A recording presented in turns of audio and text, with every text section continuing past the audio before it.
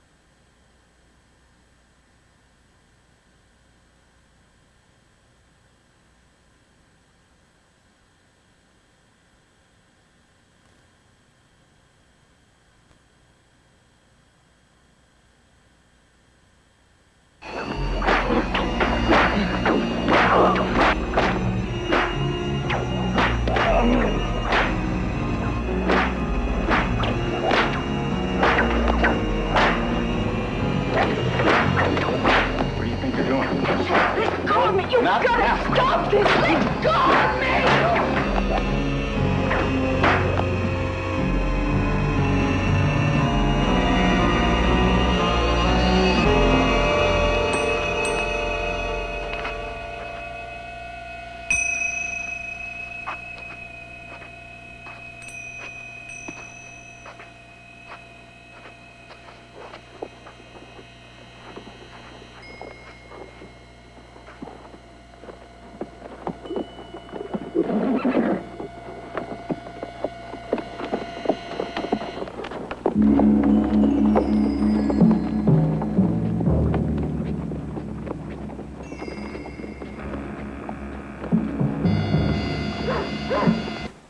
Well, it's what people know about themselves inside that makes them afraid.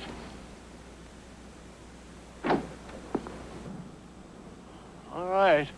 I'll paint if you say we got to.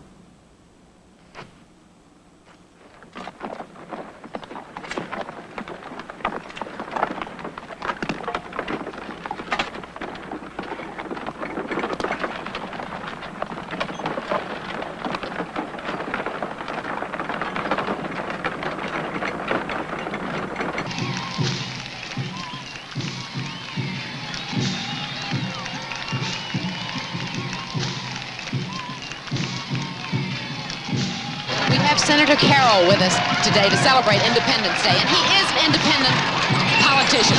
In fact, so independent that some say they don't know which party he does belong to. Smiling faces, and I'm happy to be with my constituents today on such a wonderful day, Independence Day. Thank you very much, everybody. Thank you. Thank you so much. Right. Welcome. Okay. Thank you, everybody.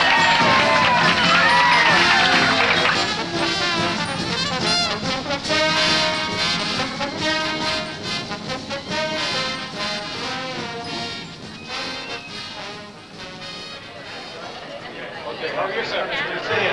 Okay, fine. Looking lovely. Fine. Very good. Hello. All right, we'll try to make it. Schedule's got a crowd. We never know about this. Nice to meet you. How are you?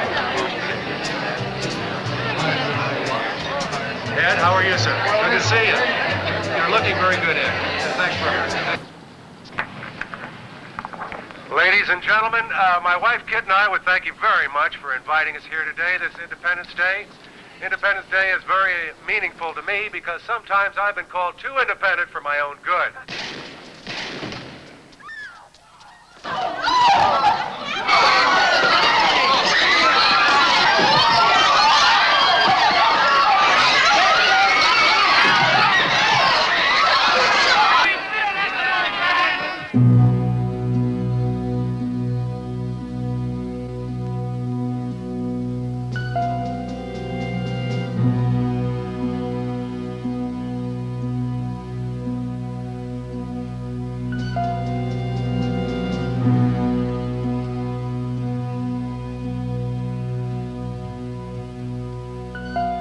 Ladies and gentlemen, you've been invited here today for the official announcement of the inquiry into the death of Senator Charles Carroll. Now, this is an announcement, not a press conference. Therefore, there will be no questions. Just look. What? Oh, come on. I looked at this fellow. I was blue in the face 3 years ago. Since the assassination, 6 of these people have died in some kind of an accident.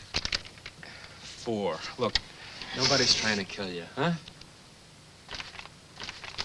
These people were killed. And whoever killed them is going to try to kill me. Austin Tucker thinks so, too. Austin thinks that maybe we all saw something up there. Yeah, well, we did see something up there, didn't we? No, I mean something else. Well, what do you mean?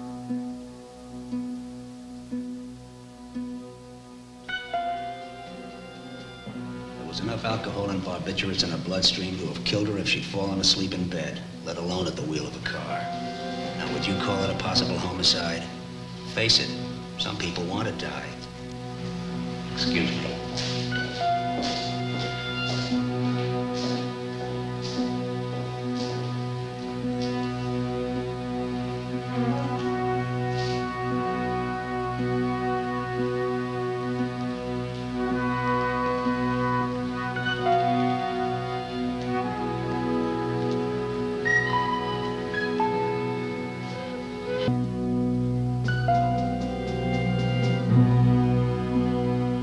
Some other news now. An autopsy has failed to determine what caused the death of a Seattle rock musician. Kristen Pfaff belonged to the punk rock band Hole. The band is headed by Courtney Love, widow of grunge star Kurt Cobain. He committed suicide in April. Como's Enrique Cerna reports toxicology tests will be conducted to see if Pfaff died from a drug overdose. Kristen Pfaff was last seen alive on Wednesday night. She'd been with 2 friends at her Capitol Hill apartment. About 9:30, she left them to take a bath. The next morning, a friend found Pfaff in the tub, dead. Police say syringes and other drug paraphernalia were found nearby. The 27-year-old Pfaff joined the band Hole last year. The group's record company says she had a history of heroin abuse, and this past winter entered a drug rehabilitation program. In a telephone interview from his Denver home, Pfaff's father says he believes she had overcome any past drug problems. And if she was on Wednesday night, that's a tragedy. And but I don't have any reason to believe it was anything that was regular or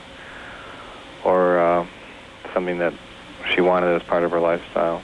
Surviving members of Hole issued a statement this afternoon saying, "We are obviously shaken by the recent tragedies affecting our band, but have decided to continue on as a band after we regroup, collect our thoughts, and mourn the passing of a very loved person. If toxicology tests confirm Pfaff's death as drug-related, she will become the third major Seattle rock musician to die from an overdose in the last 4 years.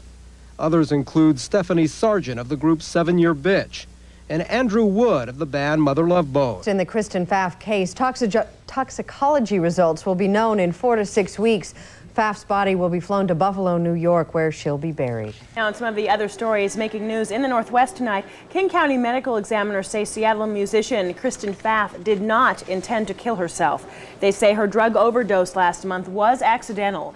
Pfaff played for the alternative band Hole, a band headed by Courtney Love, the widow of Nirvana's Kurt Cobain. She was found dead in the bathtub of her Capitol Hill apartment 1 month ago.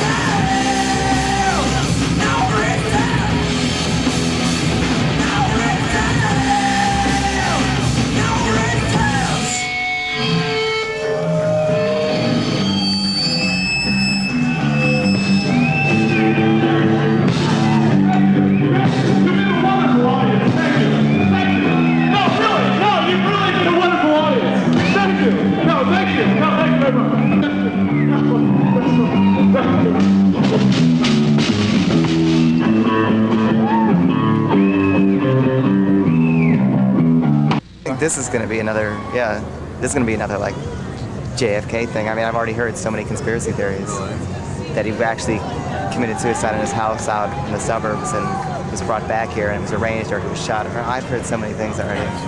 Yeah. Really? But does this, you're just talking about people who knew him? Not people who knew him. People, second string people. Those are the only people willing to talk. People.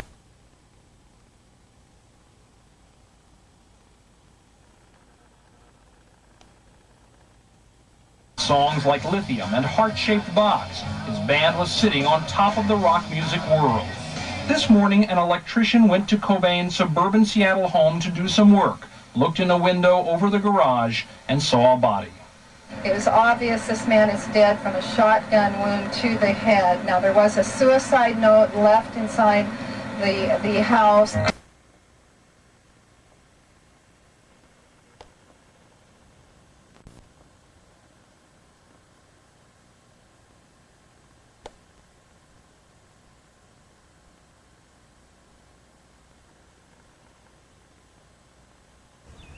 I don't really give a shit what they think. No. I mean, it's like, I'm sure my parents, like when John F. Kennedy died and shit, they made a big deal over that, and I can't really understand that, but that was their thing. I would have rather had the president killed than have Kurt Cobain shoot himself in the head. I hate the president right now. Tuesday, July the 5th. As we mentioned, O.J. Simpson will be back in court. ABC plans to cover the hearing starting at 9 a.m. tomorrow. Tanya Harding's ex-husband, Jeff Gillooly, is scheduled to be sentenced tomorrow for his role in the Nancy Kerrigan attack. Gillooly pleaded guilty to racketeering. And the rock group Nirvana releases its first song since the suicide of lead singer Kurt Cobain. The song, Pay to Play, will be featured on an album of rare and unreleased tracks. It's called DGC Rarities Volume. Grunge rock star Kurt Cobain killed himself. Nirvana fans might have thought there wouldn't be any new releases from Nirvana, but as Terry Talaferro reports tonight, there is one available in record stores.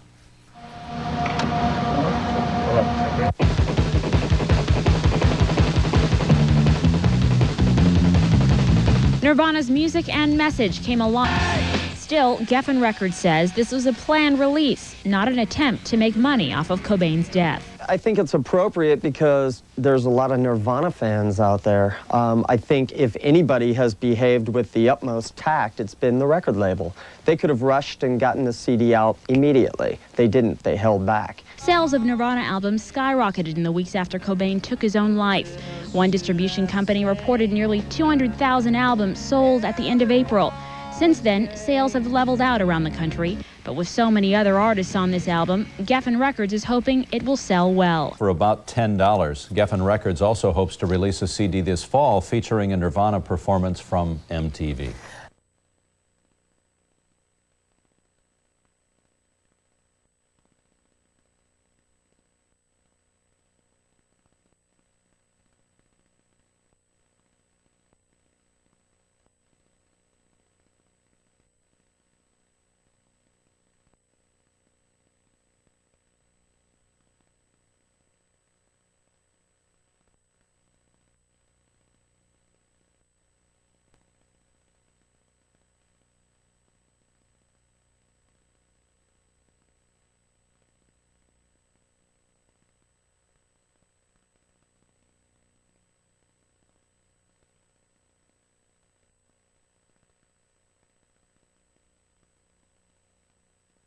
Are its strengths and what areas do you think maybe you can do the most good? Well, I think it's clear that its strengths are that the Seattle Police Department is a clean police department in every sense of that word. It is a department that subscribes to and practices a very strong set of personal ethics, and I think that's a direct tribute to the work that Pat has done.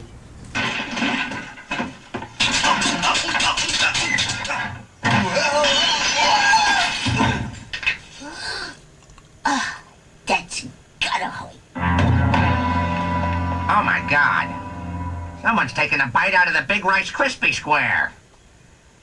Oh yeah, and the waiter's been brutally beaten. Cracking down on sloppy parkers. It's all part of a new law taking effect, as Como's John Sharifi explains. Don't even think about it. Starting tomorrow in Seattle, if you park your car and the car isn't tucked within these marked stalls, Marsha O'Reilly will give you a ticket. I haven't seen anybody yet. It's that simple. The key word is maneuverability. The new ordinance. In court this morning. Now I'm at the library. It's 11:15, 11:16. I've got a ticket here that's marked for 11:02 a.m.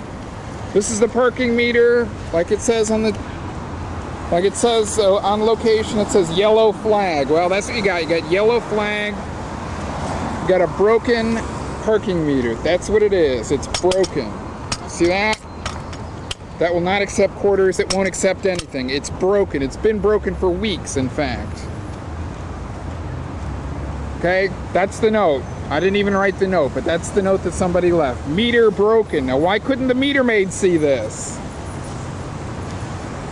Work on this issue with juveniles.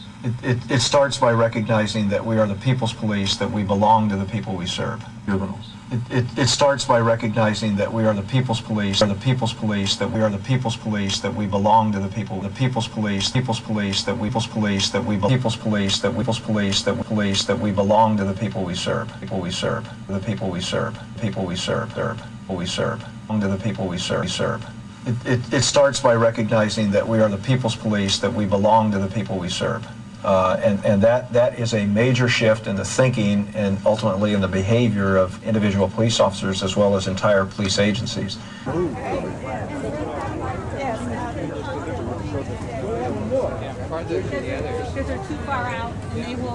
Oh, say, Mr. Stamper. Yes. Hi, how are you? Hi, fine. How are you? Pretty good. Good. You're tremendously difficult to get a hold of on the phone these days. So. Well, I don't doubt that. I know that I am. Well, sir, what I wanted to ask is that I've been looking into the Kurt Cobain death for the last 3 months. Are you the one I talked to? I spoke to you very briefly at one point, yeah. And the evidence suggests that Kurt Cobain died at a bloodless or near bloodless crime scene. And I'm wondering just what you might intend to do about that. I'm not here for that purpose today.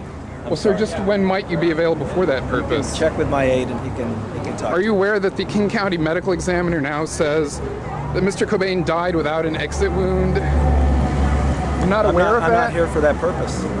Well, sir, you are the chief of police, are you not? That's right, and I'm here at a community function whose purpose is to show me the Denny regrade. Excuse me. But, sir, you're never available to address this purpose. I'm not here for that purpose. The fact is that these are 2 unsolved homicides that I'm discussing that you refuse to address. When do you think you might be available to do that? What did you need to know, Valerie? Sir, we're going to do a presentation. If Kurt Cobain died of a gunshot wound that is completely physically impossible, don't you think that that's an issue? I'm sorry, but you're address? interrupting her, okay? Okay, listen, let me explain to you what's going on here, okay? Now is not the time to talk to him, okay? Well, is there a time later today when I can talk to him? Not today, okay? We're doing a walkabout with this community, and they're trying to point out their problems right now, okay? Your best bet is to call the office to make an appointment. The office refuses to address this issue. Okay, the office is not going to address the issue. You need to call the office to make an appointment. Now is not the time, okay? You understand, I'm a citizen, I'm a member of the media. I'm trying to get the chief to address this very important issue. I personally feel the 2 unsolved homicides are even more important than this community relations gig. I understand that. I understand that, okay? Process. And we're really reversing that. The community basically saying to us, we are frightened or we've changed the way we live as a result of these concerns. And we want your expertise and your wisdom at the table, but here's what we want you to do. But here's what we want you to do. Here's what we want you to do. Here's what we want you to do. But here's what we want you to do. And we want your expertise and your wisdom at the table, but here's what we want you to do. And that's hard for many of us in this business to take, but that's the essence of policing in a democracy. And it's want your expertise and your wisdom at the table, but here's what we want you to do. And that's hard for many of us in this business to take, but that's the essence of policing in a democracy. That's the essence of policing in a democracy. But that's the essence of policing in a democracy. But that's the essence of policing in a democracy. It's the essence of policing in a democracy. But that's the essence of policing in a democracy. Democracy and a special democracy and a democracy and a special democracy and a democracy and a democracy and a special democracy and a democracy and democracy and it's the essence of policing in a democracy. That's the essence of policing in a democracy. That's the essence of policing in a democracy. But that's the essence of policing in a democracy. That's the essence of policing in a democracy. Hard for many of us in this business to take, but that's the essence of policing in a democracy. And that's hard for many of us in this business to take. And that's hard for many of us in this business to take. And that's hard for many of us in this business to take, but that's the essence of policing in a democracy.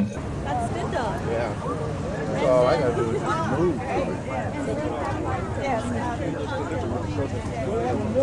Because they're too far out, and they will do something. Oh, say, Mr. Stamper. Yes. Hi, how are you? Hi, fine. How are you? Pretty good. Good. You're tremendously difficult to get a hold of on the phone these days. So. Well, I don't doubt that. I know that I am. Well, sir, what I wanted to ask is that I've been looking into the Kurt Cobain death for the last 3 months. Are you the one I talked to? I spoke to you very briefly at one point, yeah. And the evidence suggests that Kurt Cobain died at a bloodless or near bloodless crime scene. And I'm wondering just what you might intend to do about that. I'm not here for that purpose today. Well, sir, just when might you be available for that purpose? You can check with my aide and he can talk. Are you aware that the King County Medical Examiner now says that Mr. Cobain died without an exit wound? You're not aware of that? I'm not here for that purpose. Well, sir, you are the chief of police, are you not? That's right, and I'm here at a community function whose purpose is to show me the Denny regrade. Excuse me. But, sir, you're never available to address this purpose. I'm not here for that purpose. The fact is that these are two unsolved homicides that I'm discussing that you refuse to address. When do you think you might be available to do that? What did you need to know, Valerie? Sir, we're going to do a presentation. If Kurt Cobain died of a gunshot wound that is completely physically impossible, don't you think that that's an issue I'm sorry, that you but you're should address? interrupting her, okay? Okay, listen, let me explain to you what's going on here, okay? Now is not the time to talk. A genuinely, authentically radical new American revolution in which Americans at the grassroots level take back their neighborhoods, block by block. Today, Stamper called for the unarmed revolution in response to the death of 16-year-old Melissa Fernandez at Ballard High School last week. But I think it does start at what we commonly refer to as the grassroots level. It's just basically Americans saying we are not going to accept this. And the evidence suggests that Kurt Cobain died at a bloodless or near bloodless crime scene. And I'm wondering just what you might intend to do about that. I'm not here for that purpose today. Well, sir, just when might you be available for that purpose? You can check with my aide and he can talk. Are you aware that the King County Medical Examiner now says that Mr. Cobain died without an exit wound? You're not aware of that? I'm not here for that purpose. Well, sir, you are the chief of police, are you not? That's right, and I'm here at a community function. Genuinely, authentically radical new American revolution in which Americans at the grassroots level take back their neighborhoods, block by block. Today, Stamper called for the unarmed revolution. It's the grassroots level. It's just basically Americans saying we are not going to accept this. Come on, don't do that. No, wait, think about it. You put in too many years here, Lon. You got a good record, a damn good record of arrests and convictions. Frank, let him go. He was never part of the team anyway. Yeah, run it smooth. Don't do anything. Don't rock the boat. Do you mean to infer that our I can infer anything I want now, Chief. I'm a civilian again. Going down to see my folks. Why don't we get into that Green Hornet of yours and go down together? I'd like to, but I see. Lon, why don't you catch on? Police work can't be done these days. Crime isn't just organized, it's institutionalized. And you're blowing it, you know. what? Your allotment, brother. You're off the force, you won't get licensed. You know, kid, and you're empty. Why don't you do something filling? I want to know who did it and why. You think I would too, wouldn't you? My heart bleeds for you. If you're bleeding, it's for yourself. Your people are the violators. Proof again of how unfair things are. The advantage always lies with the people on the inside. Who? You ask me? How do I know? I'm on the outside. But big people, it would seem. A big operation. Who else but big people?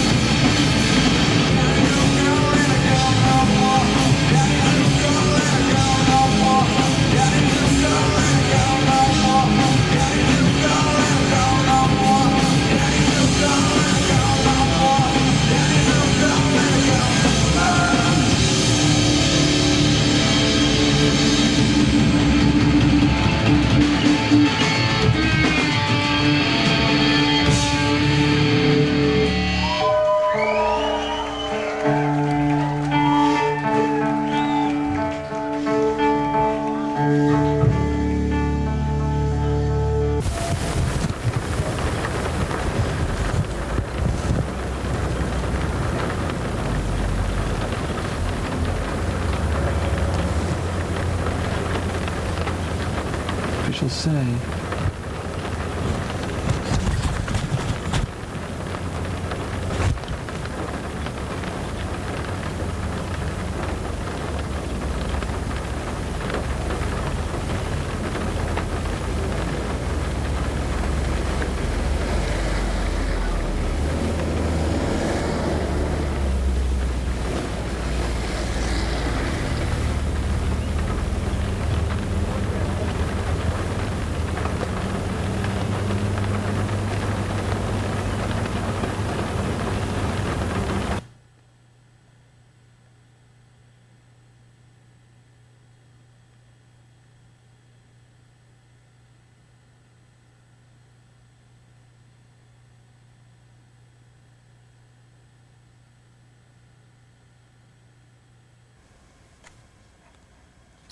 Hello, I'm Richard Lee. The worst government, H.L. Mencken observed, is most moral. One composed of cynics is often very tolerant and humane. But when fanatics are on top, there is no limit to oppression. And so we seek to address the most general theories of what might make bad government in our time, dealing with situations at hand here in our city. In order to do so, as we have attempted to do in the more than 15 months of this program series airing, we have to look not just at the classic advice of those like Mencken, but also to the directions from which the prevailing winds of today seem to blow. Yes, as Mencken saw, there is a problem often in government with those who seek to succeed with moralistic attacks, and yet there is certainly something to be said against mere caretakerism. One ideological bent that has enjoyed something of an upward growth curve in recent years in our state is that of a rather mild form of libertarianism. In our homegrown variety here, it seems to principally rest on a fairly sagacious observation that bureaucracies left to their own supervision will tend to multiply like lesser animals. And here in discussing the expansion of the bureaucracies and their budgets, I find myself ironically quoting a conversation captured on film in a documentary aired in the last year or so on PBS between the British Queen and that great pretender of libertarianism, Ronald Reagan. Of all of the things that the standard bearer of royalty and the U.S. president most responsible for turning the most powerful office in the world into a never-ending photo op, principally concerned with public relations, of all that these two persons might have to discuss while standing around at a social event, it is this: those pesky bureaucrats and how they're sapping the treasury and seeking advancement with their tendency to multiply themselves. So if ideology, say for instance a leaning toward libertarianism, if this sort of ideological influence is as typical in a conversation between a U.S. president and a British monarch as it might be in a working-class 4th of July picnic, aren't we really insulated from the sort of fanaticism that Mencken warned us against? Well, perhaps because of greater efficiency in communications in our day and a greater appreciation in the mind of the public of the ideas of limited resources and the laws of economics, the expansion of communications probably does guarantee some protection against fanaticism, pure and simple, but certainly not against bad government or ideologically influenced bad government. It seems that one of the forms of bad government that is just now on the horizon and soon to be growing is that of the imperialization of every compartment of government. just as affable codger Ronald Reagan turned the Oval Office into what has been called the imperial presidency, stressing the celebrity values the job carries, so too are there great dangers, it seems, in the government of the near future in treating government employment as a relatively non-ideological affair, but one in which one holds this employment not so much out of a demonstrated ability to be the best at the job, a demonstrated ability to be the best at the job, not that, but out of some sort of inherited right of lordship, that is, you know, in the realm of government employment, unlike the rest of the economy these days, that all employment, even elective office, is necessarily a long-term affair, if not guaranteeing outright payroll privileges into one's dotage, as certainly was the case with Mr. Reagan. And certainly we can see that this sort of tendency, in the overwhelming proportion, we see this tendency in the overwhelming proportion of congressional representatives being re-elected even while discontent with Congress has never been so great. As Gore Vidal observed, a candidate must be not someone who means something, a candidate must merely be. And so to merely be an elected official is so much more valuable than to be some poor bloke with bright ideas about meaning to do better than the other guy in there already. So that is that being is certainly political capital. Meaning to do well is not necessarily quite so valuable.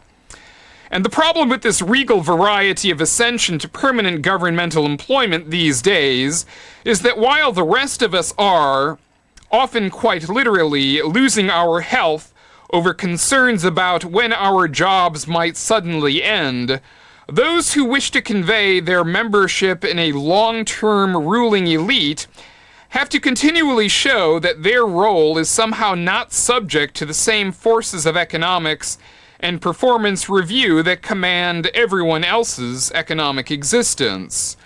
This is quite often put across to the public by public servants or public officials in two distinct ways. Number one, doing nothing, or as little as possible, as former cop J.J. Gittis observed, that is, that character observed his preoccupation in his former occupation in the classic film Chinatown, that is, to do as little as possible, or even more dramatically, one way of getting by on the public payroll is to cement in with the public the perception that the tenure in public office that one holds is about as permanent can be, by pulling the grand boner, a grand boner that is, in some awfully truly conspicuous way.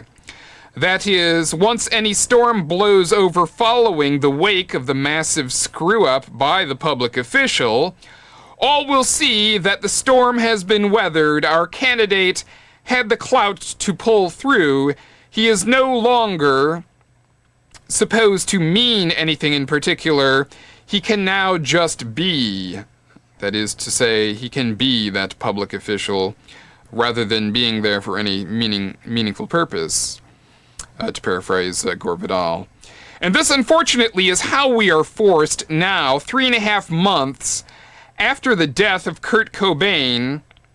This is, in fact, how we are forced to describe the disposition toward and the performance involved of the public officials to whom the responsibility fell to make sure that this world-class tragedy of the death of so promising a young person was only merely a personal tragedy and not something altogether different, that is, a tragedy of the hand of crime, we might say highly organized crime, to take what it wants without fear, knowing that, as apparently happened in this case, the public officials involved would not have the inclination nor the stomach nor even in their own minds the moral authority to investigate a crime so grave. In these 3.5 months since Mr. Cobain's death, I know of no statement ever made, published, or broadcast in the way, or rather on the way, that the case was handled by the person most ultimately responsible for the way that the case was handled, and that is Police Chief Norman Stamper, who was then on the job just a short 2 months.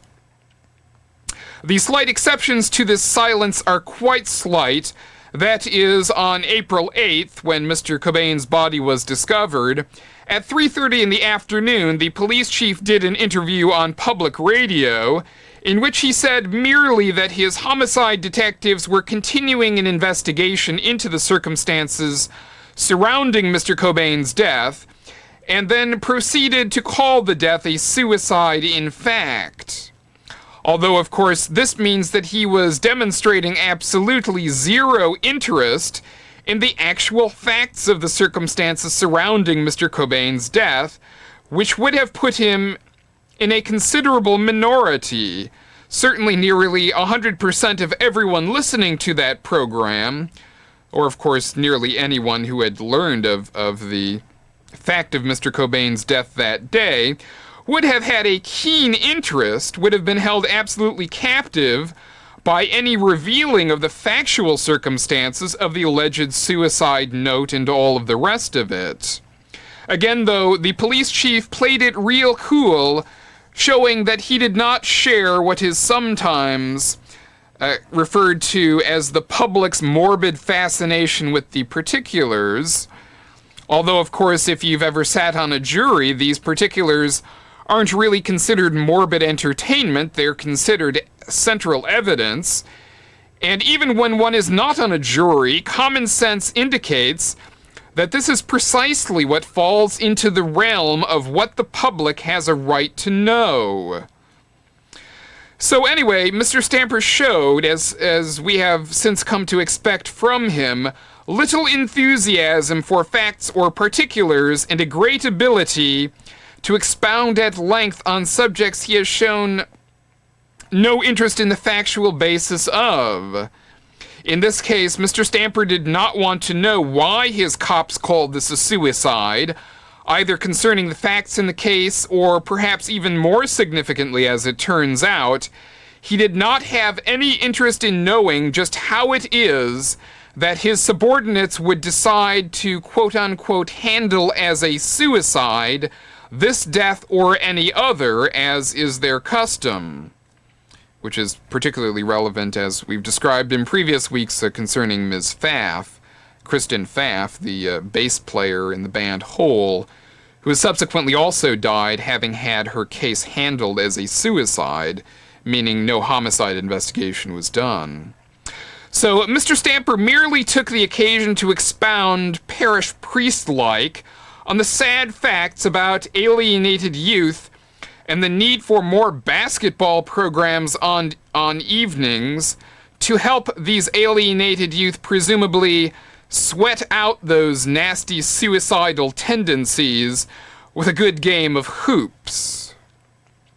The only other exception to the silence of the police chief on the way that the Cobain case was handled came in a very brief phone conversation I had with Mr. Stamper in early June, nearly 2 months after Mr. Cobain's death, in which I managed to have Mr. Stamper address the paradox that his homicide detectives were supposedly in the midst of an investigation, while he and everyone else were calling this a suicide in fact, as if it had been already proven in some court of law.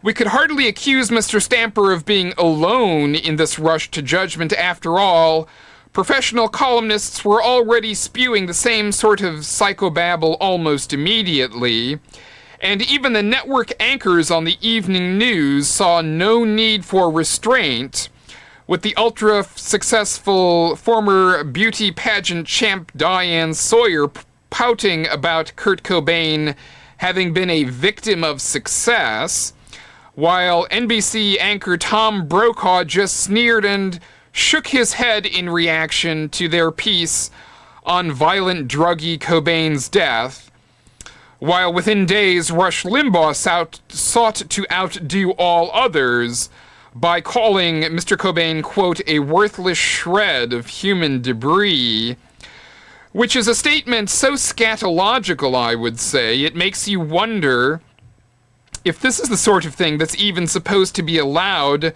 to be uttered on television. That is, well, to state it plainly, Limbaugh was being scatological, that is, referring to an individual human being as some sort of dung. Highly objectionable, if not even outside of the constraints of the FCC. But Mr. Stamper, we can say, was certainly not alone, or even first, in jumping into Kurt Cobain's death as a tale to be spun. But we can say that Mr. Stamper was probably the only person who could have stated strongly and effectively the need for proper procedure in handling this case, and that he did in fact fail to do this. And why did he fail to do this? Well, the obvious answer is that he knew something was wrong with this, he suspected something was wrong with this, or perhaps even he was straight out terrified that something was wrong with all of this, and perhaps he simply wanted no part of it. And so my brief phone interview with Mr. Stamper on this didn't go far and didn't last long.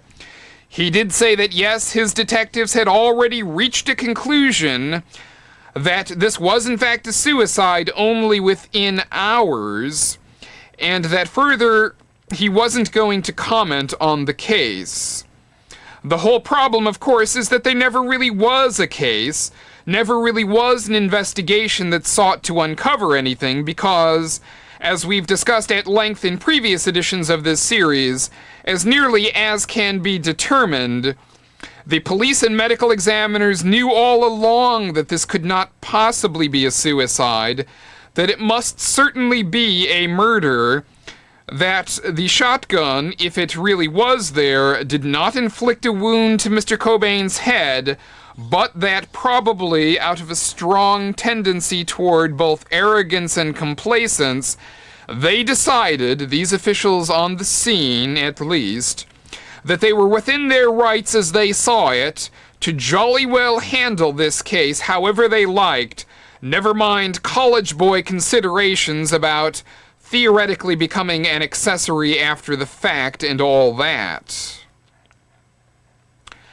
Only a few minutes into our chat, I went straight to the heart of the matter and asked Mr. Stamper if he knew that the King County Medical Examiner and his homicide squad were now saying, this was only within a day of this development, that there was no exit wound in Mr. Cobain's head, an impossible wound scenario. I merely asked if he was aware of this, and received no indication, with Mr. Stamper saying merely repeatedly that he had to leave, still not stating that of which he was or was not aware. Mr. Stamper said we'd have someone from the homicide squad contact me, which, not surprisingly, never has actually happened. That is, no one returned my call. Even though Mr. Stamper was supposedly instructing them to do so. So those in Mr. Stamper's offices have also, since this time, in fact, taken up the habit of blank, no-comment statements when I call. That is to say, when they are not entirely absent for weeks on end, they're only on voicemail, or when they don't just flat out, as has happened, hang up on me when I make my polite inquiries. These actions are, as nearly as I can tell, entirely contrary to written policies and procedures for the Seattle Police Department, but as nearly as I can tell, they are becoming the standard of office behavior for police personnel, at least in Mr. Stamper's offices. And Mr. Stamper's honeymoon may be over as well with everyone else in the Seattle media. One of the few on-the-spot interviews on cameras I've seen of him lately was on the run, apparently while he was catching an elevator, And so Mr. Stamper may not even be employing the Nixonian mode of modified limited hangout, but rather seems to have invented his own duck and cover style of management, seemingly wishing his role might be further limited from the already narrow focus of being chief spokesperson to that of being chief spokesmodel, to sort of stand there and look important, but no questions please. I'm busy leading right now, can't be distracted. So if I look a little too Mike Wallace-ish in chasing after the chief, realize that others have had to do precisely the same thing in the Seattle media biz, and on more mundane matters too. When those in government are hiding, the first assumption that must be dealt with is that they are perhaps doing this because they have something to hide. And when they peek their heads out for a few minutes only to shoo away questions and take to ducking out the back way at public events, it starts to become clear that they are hiding something and that they are not even too good at hiding it. Maybe it would be nice if we could all be royalty, all make a living on being queen for a day on a rotating basis. Unfortunately, life ain't that easy, and royalty is hardly a system of government that many of us will find acceptable. The spokesmodel routine has something to do with facts being hidden as nearly as I can determine, and the public's right to know being given the last priority. And just what might these hidden facts have to do with? Well, I'll bet you $1 to the hole in a donut that it has to do with the death, that is to say, the murder of Kurt Cobain. And so I would say that all of this duck and cover probably does have something quite to do with the fact that Mr. Stamper shows a good deal of talent for remaining off record about the principal criminal cases that are occurring under his tenure, which is something that the public should hardly be comfortable with. Although, of course, the fact is that the public and the press tolerated a great deal of that, as I understand it from Mr. Stamper's predecessor, Mr. Fitzsimons. But again, given the controversy surrounding these cases, it's entirely inappropriate and disrespectful of the public's right to know that we've received this silent treatment on these principal cases, as we've discussed, the Cobain case, the Pfaff case, and even by some modest degree of extension, the Detective Terry death case, in which we certainly ought to know what the leadership is thinking, since these cases certainly do remain controversial. So please join me again next week, same time, same station, and again, we'll further explore these facts. These days, so. Well, I don't doubt that. I know that I am. Well, sir, what I wanted to ask is that I've been looking into the Kurt Cobain death for the last 3 months. Are you the one I talked to? I spoke to you very briefly at one point, yeah. And the evidence suggests that Kurt Cobain died at a bloodless or near bloodless crime scene. And I'm wondering just what you might intend to do about that. I'm not here for that purpose today. Well, sir, just when might you be available for that purpose? You can check with my aide and he can talk. Are you aware that the King County Medical Examiner now says that Mr. Cobain died without an exit wound? You're not aware of that? I'm not here for that purpose. Well, sir, you are the chief of police, are you not? That's right, and I'm here at a community function whose purpose is to show me the Denny regrade. Excuse me. But, sir, you're never available to address this purpose. I'm not here for that The fact purpose. is that these are 2 unsolved homicides that I'm discussing that you refuse to address. When do you think you might be available to do that? What did you need to know, Valerie? Sir, we're going to do a presentation. If Kurt Cobain died of a gunshot wound that is completely physically impossible, don't you think that that's an issue I'm sorry, that you but you're should address? interrupting her, okay? Okay, listen, let me explain to you what's going on here, okay? Now is not the time to talk to him, okay?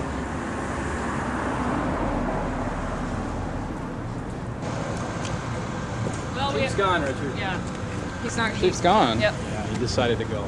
You mean he slipped out the back way? Well, he's gone. He's gone. He said no, he didn't want to come down and talk. So he slipped out the back way, huh? Yeah, that's what I'd call it. Well, he's not here, though. He is gone, and we did ask him if he would come down here and